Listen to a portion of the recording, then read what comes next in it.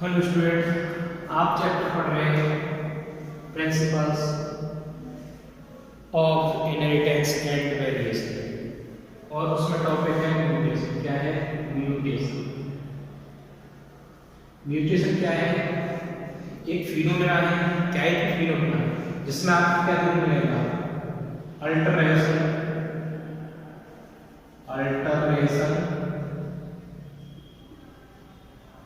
In DNA sequence.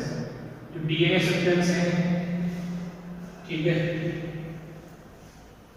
And result में हमें क्या देखने मिलेगा? Change in phenotype and genotype.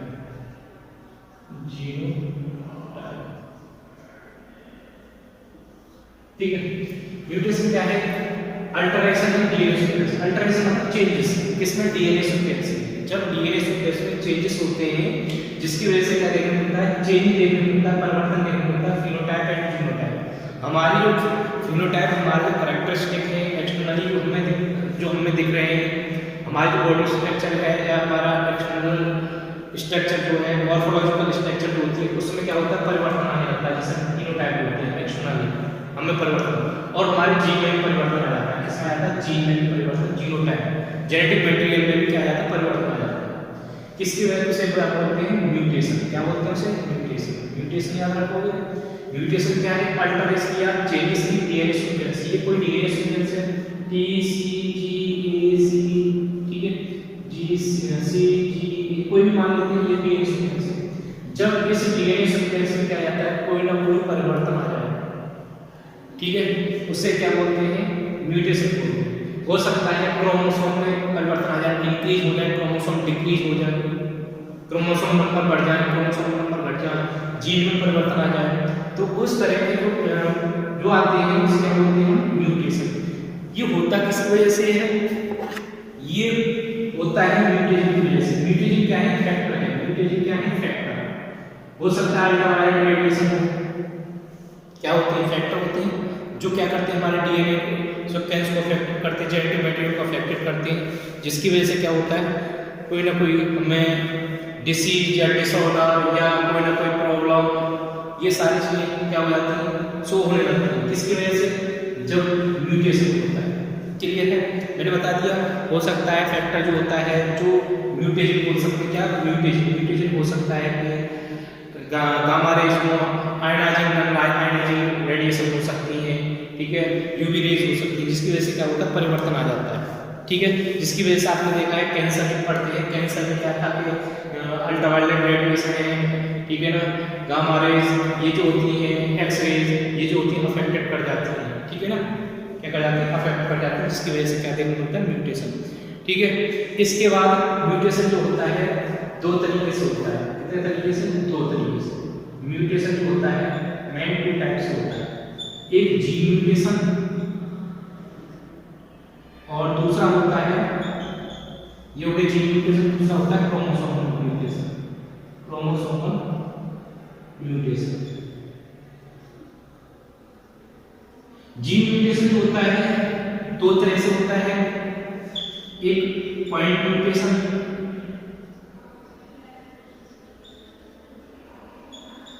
और दूसरा होता है ट्रांजिट म्यूटेशन।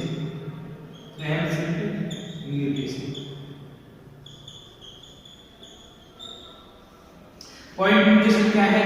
जब कोई डीएनए सीक्वेंस है उसके सिंगल बेस पे है, ये डीएनए सीक्वेंस है ए जी सी ई सी जी ए, जहां सिंगल कोई भी बेस किया है, ये सिंगल बेस पे है, ठीक है ना, साइटोसिन, ग्वानिन, एडेनोसिन, ये जो होती है क्या है? एडेनिन, ग्वानिन, साइटोसिन, थायमिन, ये क्या सारे बेस पे है। जब इन बेस में किसी सिंगल बेस में कोई सा हो सकता है, कोई सा भी सिंगल बेस पे हो सकता है, जब उसमें क्या आ जाता है? चेंजेस हो जाते हैं, परिवर्तन आ जाता है, एक्सचेंज हो जाता है, जी की जगह क्या आ जाता है? टी आ जाता है, तो क्या हो गया? ये क्या हो? चेंजेस हो गए, जिसकी वजह से क्या बोलते हैं उसे? Point mutation. Point mutation single base पे जाते हैं, क्या होता है? एक्सचेंज हो जाता है, जैसे जी टी दे रखा, टी की जगह क्या हो जाए?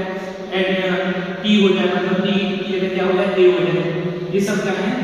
ए मतलब कि एडेनिन। ये सारे के सारे सीक्वेंस क्या होते हैं? परिवर्तन हो जाते हैं क्या देखने मिलता है, ये सीक्वेंस है, ओनली सिंगल सीक्वेंस, याद रखना single base pair. Single base pair में क्या होता है, कोई भी चेंजेस हो जाता है, एक्सिड हो जाए, वाइनोसिन की जगह वाइन की जगह क्या आ जाए, थायमिन आ जाए, सॉरी एंड साइटोसिन आ जाए, ये जो एक्सिड होते हैं उनको क्या बोलते हैं, पॉइंट म्यूटेशन, ठीक है ना।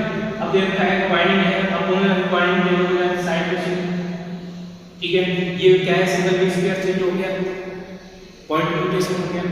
हो सकता है जी की वजह से सॉरी ए की वजह एन की वजह थायमिन आ जाए, तो क्या है वो पॉइंट म्यूटेशन हो गया। इस तरीके से क्या है, पॉइंट म्यूटेशन। दूसरा आता है फ्रेम म्यूटेशन। फ्रेम म्यूटेशन क्या है, इंसर्शन और डिलीशन। कोई सीक्वेंस है जिसमें इंसर्शन या डिलीशन, इंसर्शन और डिलीशन मतलब कि ये हमारा ये बेस पेयर है, सॉरी ये सीक्वेंस है, डीएनए सीक्वेंस या डीएनए, इसमें ये क्या है, बेस पेयर है, ठीक है, एडेनिन ग्वानिन साइटोसिन थायमिन, ये क्या होते हैं, बेस पेयर होते हैं। चलो इसमें से क्या हो रहा है, या तो डिलीट हो जाए, डिलीट हो गया, टेक्स्ट हो गया, या क्या है हमारे पास यहाँ से था और एक और ऐड हो जाए तो क्या हो जाएगा, उसे सीक्वेंस को उससे बोलते हैं फ्रेम म्यूटेशन। या तो डिलीट हो जाए या इंसर्ट हो जाए, इंसर्ट हो गया और अगर इसको हम चाहें तो डिलीट कर दें, अगर डिलीट हो गया तो क्या है फ्रेम म्यूटेशन, और क्या हो जाता है, इंसर्ट हो जाता है तो फ्रेम म्यूटेशन, ठीक है। सारे के सारे जो सीक्वेंस हैं उनमें परिवर्तन आ जाता है, क्लियर है। ये होता है आपका फ्रेम म्यूटेशन, ये तो पार्ट होगा जीन म्यूटेशन। इसके बाद जो आता है जीन म्यूटेशन के बाद वो आता है क्रोमोसोमल म्यूटेशन। क्रोमोसोमल म्यूटेशन होता है 2 टाइप्स का होता है, एक स्ट्रक्चरल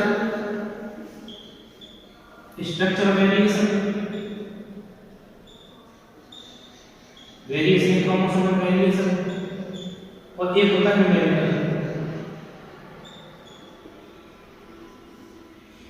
स्ट्रक्चरल जो हमारा जीन है उनमें क्या होता है, वो क्रोमैटिड्स में जो प्रेजेंट होते हैं, क्या होते हैं, क्रोमैटिड्स में जो प्रेजेंट होते हैं वो क्या करते हैं, एक कॉपी कर जाए, डबल हो जाए, कम हो जाए, इस तरीके की जो स्ट्रक्चर देखने मिलती है उसे क्या बोलते हैं, स्ट्रक्चरल वेरिएशन। कैसे, देखो कितने तरह का होता है, एक डिलीशन, इंसर्शन, डुप्लीकेशन,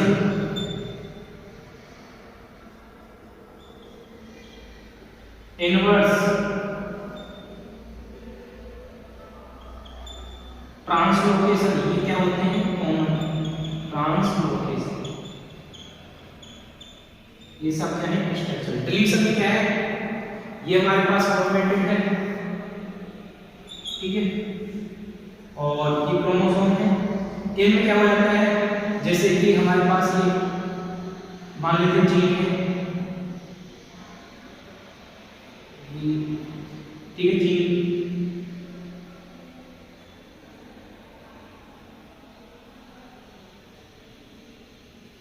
ये हमारे पास जीन है। क्या होता है, अगर डिलीशन है, डिलीशन मतलब कि एक हट जाना, जीन हट गया, डिलीशन हो गया।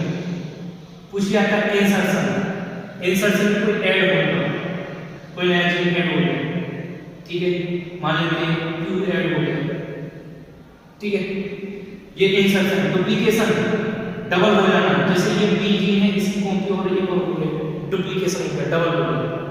कुछ क्या आता है, इनवर्स, इनवर्स का मतलब कि सी की जगह बी हो जाए, बी की जगह सी हो जाए, ये इनवर्स क्या है, इनवर्स। और ट्रांसलोकेशन क्या है, ये आपस में ट्रांसलोकेशन होता है, जैसे एच की जगह पी आया, बी की जगह एच है, ये क्या है, ट्रांसलोकेशन। इस तरह से म्यूटेशन होता है, वेरिएशन जो आती है स्ट्रक्चरल वेरिएशन। मैंने क्या बोला, डिलीशन में कोई डिलीट हो जाए, डिलीट मतलब कि बी डिलीट हो, मतलब बी जीन डिलीट हो गया डिलीट, ये वेरिएशन डिलीशन हो गया स्ट्रक्चर में। हो सकता है कोई जीन इंसर्ट कर जाए, कोई और आ जाए, ठीक है ना, जैसे कि क्यू आ जाए, इसमें बोला था क्यू आ जाए, ऐड हो जाए क्यू और करके, तो ये इंसर्शन हो गया, चेंजेस आ जाएंगे क्रोमोसोम में, ठीक है। इसके बाद क्रोमोसोम में चेंजेस आ गए। हो सकता है डुप्लीकेशन, जैसे कि कोई भी मान लेते हैं ई है, ई कॉपी कर जाए, डबल कर जाए, तो क्या हो जाए, डुप्लीकेशन हो गया, ये भी डुप्लीकेशन है। क्रोमोसोम म्यूटेशन में। इनवर्स मतलब कि जो डी की जगह या ई की जगह एफ हो जाए और एफ की जगह ई हो जाए, एफ की जगह क्या हो जाए ई हो जाए, ई की जगह एफ, इनवर्स हो जाए आपस में, ठीक है। और ट्रांसलोकेशन में बताया था कि एच की जगह क्या था पी हो जाए, पी की जगह एच हो जाए, ये क्या है जी जो आपस में ट्रांसलोकेशन मतलब लोकेशन चेंज करना, ठीक है ना। ये कहलाते हैं स्ट्रक्चर वैल्यूज। इसके बाद आता है न्यूमेरिकल। न्यूमेरिकल जो होते हैं दो तरह के होते हैं, कितने होते हैं दो तरह, टू टाइप्स न्यूमेरिकल। एक होता है एंटीप्लॉइडी और एक होता है पॉलीप्लॉइडी। एक होता है एंटीप्लॉइडी, एक होता है पॉलीप्लॉइडी। एंटीप्लॉइडी में क्या है, बात कर रहा हूं एंटीप्लॉइडी में। एंटीप्लॉइडी में क्या है, क्रोमोसोम नंबर 1 या 2 इंक्रीज या डिक्रीज होगा। जैसे कि हमारे पास प्लॉइडी मतलब कि हैप्लॉइड या डिप्लॉइड, प्लॉइडी मतलब ये होता है डिप्लॉइड। अब देखो इसमें सबसे पहले देखा मोनोप्लॉइडी। मोनोप्लॉइडी मतलब कि मोनो मतलब सिंगल है तो मतलब n-1, ठीक है। 45 क्रोमोसोम हो जाना। अगर नलोसोम नहीं है उसमें 2n-2 44 क्रोमोसोम हो जाना। भाई 2 क्रोमोसोम कम हो जाएंगे, नंबर न्यूमेरिकल पढ़ रहे हैं ना, नंबर का कम होना बढ़ना, ठीक है, वो न्यूमेरिकल में आता है, ठीक है। एंटीप्लॉइडी इसका पार्ट है न्यूमेरिकल का। एंटीप्लॉइडी मतलब सिंगल या टू जो होते हैं वो क्या है क्रोमोसोम नंबर में क्या होता है इंक्रीज या डिक्रीज। नलोसोम हो गया, नलोसोम के बाद ट्राइसोम हो गया। ट्राइसोम में क्या है नाम से पता है n+1 3 क्रोमोसोम हो गए। ट्राई मतलब कि क्या हो गया 47 क्रोमोसोम। इस तरीके से क्या होते हैं टेट्रासोम, ये क्या है ये सब के सब टेट्रासोम 2n+2। इस तरीके से आपको देखने को मिलते हैं, वो सारे के सारे क्या है ये आपका एंटीप्लॉइडी है। अब आ जाता है कि पॉलीप्लॉइडी क्या है, set of chromosome. Set of chromosome transfer होते हैं, मतलब कि सेट ऑफ क्रोमोसोम जब साइटोप्लाज्म में जाता है, जब उसमें क्या देखने मिलता है सेट ऑफ क्रोमोसोम का क्या होता है इंक्रीज या डिक्रीज होते हैं, इससे क्या बुलाता है पॉलीप्लॉइडी। क्या बुलाता है पॉलीप्लॉइडी। इस तरीके से आपका ये क्लियर हो गया म्यूटेशन। म्यूटेशन के बाद आता है जेनेटिक डिसऑर्डर। जेनेटिक डिसऑर्डर में हो गया आपको पेडिग्री एनालिसिस। क्या है पेडिग्री एनालिसिस। पेडिग्री एनालिसिस आपको पेडिग्री एनालिसिस क्या है पूर्वी ट्रेड है, ठीक है, क्या है ट्रेड का एनालिसिस करना। सेवरल ऑफ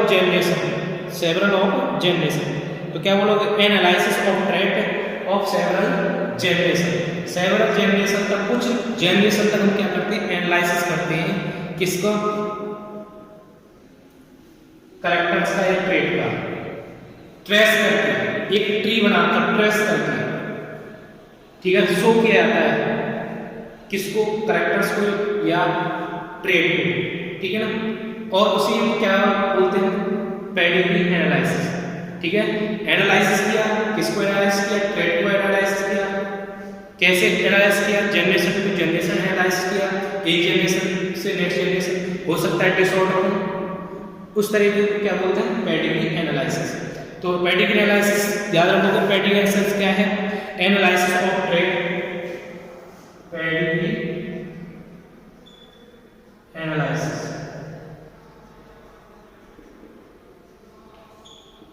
क्या है a analysis in a trait. Trait मतलब जानते कैरेक्टरिस्टिक हो सकता है, डिसऑर्डर हो सकता है, ठीक है ना, क्या हो सकता है कैरेक्टर्स हो सकता है,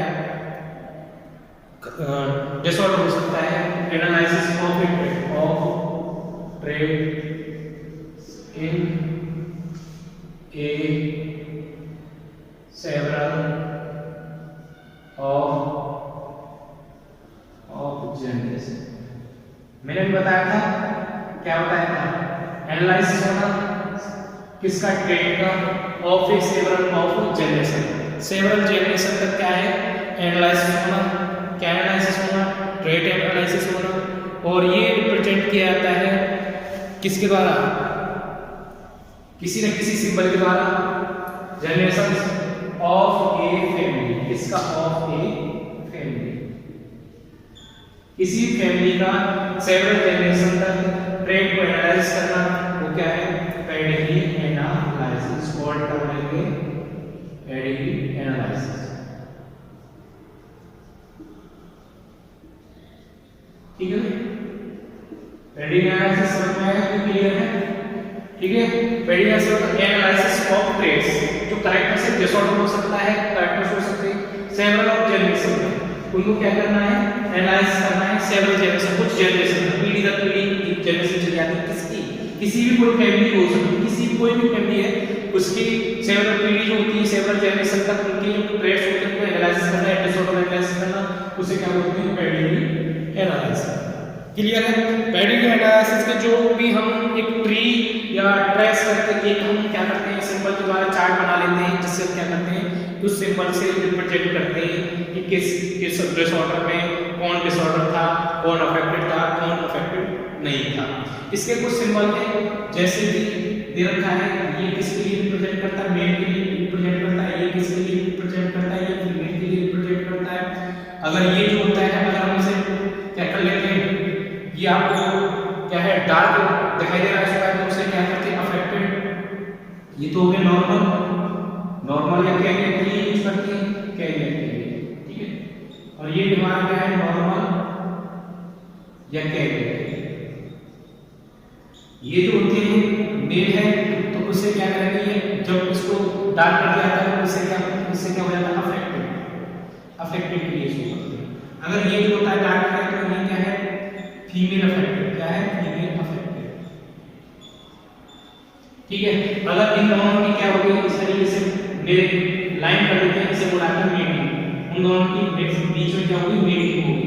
ठीक है, अगर इनके बीच में क्या हो रहा है, टू लाइन लगती है, तो उसे क्या बोलते हैं, इंटर रिलेशन मीटिंग। क्या बोलते हैं, इंटर रिलेशन मीटिंग। ठीक है, जो रिलेशंस होते हैं, जो क्लोजली रिलेशन जो होते हैं, उनके बीच में मीटिंग होना। ठीक है ना, इंटर रिलेटेड या रिलेटेड मीटिंग बिटवीन रिलेटिव्स लिख सकते हैं। एनजाइटी दे रखा है, क्या दे रखा है, मीटिंग इन रिलेटिव्स। ठीक है, ये क्या है, सिंपल है। इसके बाद ये अगर दोनों के बीच में मीटिंग होती है, तो क्या होता है, इनसे जनरेशन प्राप्त होती है, क्या होगी, ये नेक्स्ट जनरेशन प्राप्त होगी। ठीक है, कोई भी हो सकती है नेक्स्ट जनरेशन, गर्ल के लिए यूज किया जाता है, दोनों में मीटिंग होगी और उनसे क्या होगी, नेक्स्ट जनरेशन आई, ये नेक्स्ट जनरेशन आई, गर्ल के लिए, बॉय के लिए, बॉय के लिए, मेल और फीमेल। ठीक है, इसके बाद हो सकता है कि ये जो होते हैं आपको नॉर्मल पेरेंट्स में और ये आ जाए, तो ये क्या है, अफेक्टेड चाइल्ड हो गया, ये क्या है, अफेक्टेड चाइल्ड। ठीक है, नॉर्मल पेरेंट अफेक्टेड चाइल्ड हो गया। हो सकता है ये अफेक्टेड पेरेंट्स हों और नॉर्मल चाइल्ड हो। ठीक है, इस तरीके से क्या है, ये सिंबल होते हैं। और एक सिंबल दे रखा है जो अनस्पेसिफिक के लिए दे रखा है, इसके लिए अनस्पेसिफिक या अनफेक्टेड। ठीक है, अनस्पेसिफिक। ठीक है, ये किसके लिए आता है, सेक्स अनस्पेसिफिक के लिए सिंबल दे रखा है, इंसेक्ट दे रखा है, सेक्स इन अनस्पेसिफिक के लिए। ये हो गया आपका क्या, पेडिग्री एनालिसिस। क्लियर है, पेडिग्री एनालिसिस का क्या, जो सिंबल हम यूज करते हैं, ये सिंबल यूज किया जाता है। ठीक है, ये क्लियर हो गया। इसके बाद ये जो होती है डिसऑर्डर जो होते हैं, मेंडेलियन डिसऑर्डर। मेंडेलियन डिसऑर्डर क्या होता है, अगर आपसे पूछा जाता है, इसे पढ़ेंगे genetic disorder, Mendelian disorder. Mendelian disorder क्या होता है, मेंडेलियन डिसऑर्डर, मेंडेलियन डिसऑर्डर कौन से होते हैं, जो जीन के कारण या जीन के चेंजेस के कारण, जीन की वजह से क्या होते हैं, डिसऑर्डर होते हैं, जीन की वजह से, उन्हें क्या बोला जाता है, मेंडेलियन डिसऑर्डर।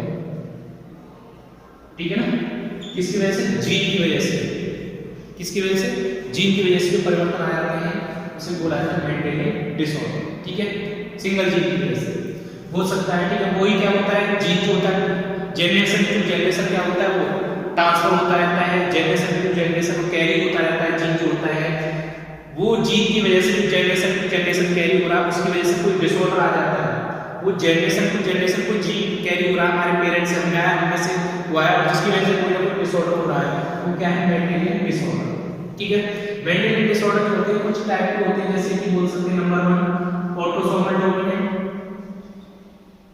ऑटोसोमल डोमिनेंट जानते हो? ऑटोसोमल डोमिनेंट में जो ऑटोसोमल क्रोमोसोम होते हैं, ऑटोसोमल क्रोमोसोम कितने 22 पेयर होते हैं, उनमें क्या होता है कोई ना कोई क्रोमोसोम या कोई ना कोई जीन अफेक्टेड होता है, कोई ना कोई जीन अफेक्टेड होता है। ओके, जब उस जीन की कौन सा जीन, डोमिनेंट जीन, जब जो डोमिनेंट जीन अफेक्टेड होता है उसकी वजह से क्या होते हैं कैरेक्टर्स जो है डिसऑर्डर आ जाते हैं। क्या आ जाते हैं? कोई ना कोई डोमिनेंट जीन जो होता है वो अफेक्टेड हो जाता है, जिसकी वजह से क्या हो जाता है डिसऑर्डर चलते रहते हैं। किसमें? डोमिनेंट जीन की वजह से, जेनेसिस टू जेनेसिस। जब इसमें डिसीज शुरू होगी तो वो किससे रिप्रेजेंट होगी? डोमिनेंट मेरा था ऑटोसोमल डोमिनेंट डिसीज जो होती है वो किस वजह से कैपिटल लेटर से एक्सप्रेस होगी, या ये होगा भाई हम डोमिनेंट तुमने पढ़ा होगा टॉल जो होता है डोमिनेंट होता है रिसेसिव को सप्रेस करता है, तो डिसीज होगी, इसमें भी डिसीज शो होगी और इसमें भी डिसीज शो होगी। ठीक है ना? और किसमें डिसीज नहीं शो होगी? इस लेटर से रिप्रेजेंट करेंगे, या इस तरह जो रिसेसिव जो होते हैं रिसेसिव पर कभी डिसीज शो नहीं होती है, डिसऑर्डर शो नहीं करता है। डिसऑर्डर हमेशा डोमिनेंट शो करता है और वो भी कौन सा? Autosomal chromosome. ठीक है, इसके बाद दूसरा आ जाता है ऑटोसोमल हो गया। इसके बाद आ जाता है हमारा दूसरी चीज आ जाती है ऑटोसोमल के बाद ऑटोसोमल डोमिनेंट के बाद आता है ऑटोसोमल रिसेसिव। क्या आता है? Autosomal recessive. ऑटोसोमल रिसेसिव में क्या आता है? ऑटोसोमल रिसेसिव में हमेशा याद रखना वो रिसेसिव जो जीन होगी उस पर डिसऑर्डर शो किया जाएगा, किसमें शो नहीं होगा? डोमिनेंट में शो नहीं होगा। किसमें? डोमिनेंट। याद रखना डोमिनेंट पे शो नहीं होगा, किसी पे डोमिनेंट शो नहीं होगा, हमेशा किसमें शो होगा? रिसेसिव को होगा। ठीक है ना? तो डिसऑर्डर ऑटोसोमल रिसेसिव। ऑटोसोम्स जो होते हैं, ऑटोसोमल क्रोमोसोम जो होते हैं उनमें क्या होता है जीन होते हैं, उन जीन के किसपे रिसेसिव जो जीन होता है उसकी वजह से क्या होता है डिसऑर्डर शो होते हैं, रिसेसिव ऑटोसोमल रिसेसिव कहलाते हैं। और जो डोमिनेंट जीन की वजह से होते हैं वो ऑटोसोमल डोमिनेंट। इनमें क्या होता है? ऑटोसोमल डोमिनेंट जो होता है याद रखना कुछ कैरेक्टरिस्टिक फीचर होते हैं ऑटोसोमल डोमिनेंट, जैसे कि इनमें क्या होता है पेरेंट्स जो होता है वो अफेक्टेड होता है, पेरेंट्स क्या होता है अफेक्टेड होता है, और चाइल्ड जो होता है अफेक्टेड हो जाता है, चाइल्ड क्या है अफेक्टेड या ऑफस्प्रिंग अफेक्टेड। इस तरीके से क्या होते हैं, इस तरीके से बोलते हैं ऑटोसोमल डोमिनेंट। ऑटोसोमल डोमिनेंट का कैरेक्टरिस्टिक पूछ लिया जाता है तो ऑटोसोमल डोमिनेंट का क्या कैरेक्टरिस्टिक है? Affected parents affected child, affected parents affected child, autosomal dominant का कैरेक्टरिस्टिक। ठीक है, और दूसरा ऑटोसोमल रिसेसिव का क्या कैरेक्टरिस्टिक है? ऑटोसोमल रिसेसिव का क्या है? अनअफेक्टेड या कैरियर पेरेंट्स, कैरियर या अनअफेक्टेड पेरेंट्स, और क्या है affected child, affected child. Unaffected ये होता है रिसेसिव। ऑटोसोमल रिसेसिव का क्या कैरेक्टरिस्टिक है? वो है आपका कि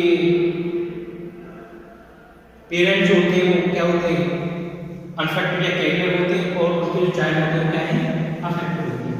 इसके बाद दो और डिसऑर्डर आते हैं, वो होते हैं नंबर 3 सेक्स लिंक्ड, ठीक है, या बोल सकते हैं एक्स लिंक्ड डोमिनेंट। वही चीज आती है, बस डिफरेंस क्या है कि वो चीज तो रहती रहती जो हमने ऑटोसोमल में पढ़ी थी, उससे अलग क्या चीज हो जाती है? ये जिगजैग या क्रिस क्रॉस में चलता है। किसमें चलता है? Criss cross. क्रिस क्रॉस मतलब कि फीमेल का जो डिसऑर्डर है वो मेल में ट्रांसफर होगा, जो मेल का डिसऑर्डर है वो फीमेल में ट्रांसफर होगा। डोमिनेंट है तो डोमिनेंट जीन में ट्रांसफर होगा, डोमिनेंट जीन की वजह से ट्रांसफर होगा। किसकी वजह से? डोमिनेंट जीन की वजह से, डोमिनेंट जीन की वजह से ट्रांसफर होगा। और ये जो हमेशा याद रखना एक्स लिंक्ड या इसकी एक कैरेक्टरिस्टिक और हो जाता है, ये क्या कैरेक्टरिस्टिक है? ये जो फीमेल का डिसऑर्डर है वो मेल में ट्रांसफर होता है और मेल वाला फीमेल में जाता है, फीमेल चाइल्ड में जाएगा। मेल पेरेंट्स का फीमेल चाइल्ड में जाएगा और फीमेल पेरेंट्स का मेल चाइल्ड में जाएगा। ये डोमिनेंट पेरेंट्स, डोमिनेंट जीन, ठीक है, वो भी चीज वही है। इसके बाद नंबर 4 है सेक्स लिंक्ड रिसेसिव या बोलेंगे x linked dominant, sorry x linked recessive, ठीक है ना, एक्स लिंक्ड रिसेसिव। इसमें भी वही है, ये भी क्रिस क्रॉस में चलता है, मतलब कि मेल का फीमेल में चला जाता है, फीमेल का मेल में ट्रांसफर होता है। ठीक है, मेल के पेरेंट्स का फीमेल में डिसऑर्डर जाएगा, फीमेल का मेल में जाएगा, लेकिन क्या है रिसेसिव जीन की वजह से ट्रांसफर होगा। इस तरीके से मेंटेलियन डिसऑर्डर की कैरेक्टरिस्टिक है। इससे आगे जो नेक्स्ट टॉपिक है उसमें हम क्या करेंगे, ये डिसऑर्डर पढ़ेंगे, कौन कौन से डिसऑर्डर होते हैं, कौन कौन से किस ऑटोसोमल डोमिनेंट कौन से डिसऑर्डर होते हैं, उनके एग्जाम्पल पढ़ेंगे। ये हो गया तुम्हारा मेंडेलियन डिसऑर्डर के कैरेक्टरिस्टिक्स।